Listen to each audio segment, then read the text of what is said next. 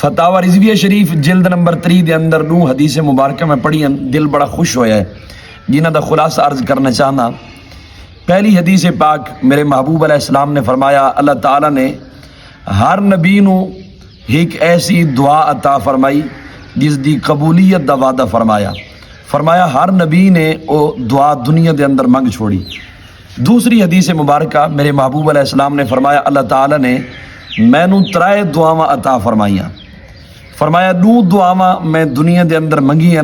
تے ایک دعا آخرت واسطے بچا کے رکھی ہے۔ فرمایا دنیا دے اندر جڑیاں 2 دعاواں منگیاں انہاں دے اندر بھی امت دی مغفرت طلب کیتی ہے،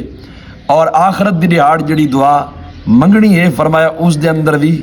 امت دی ہی خیر منگنی ہے، امت دی ہی مغفرت طلب کرنی ہے۔ تاں کر کے اعلیٰ حضرت امام اہل سنت مجدد دین و ملت الشاہ امام احمد رضا خان علیہ الرحمہ آپ فرمائندن کہ امتی امتی لب پہ جاری رہا، امتی تیری قسمت پہ لاکھوں سلام۔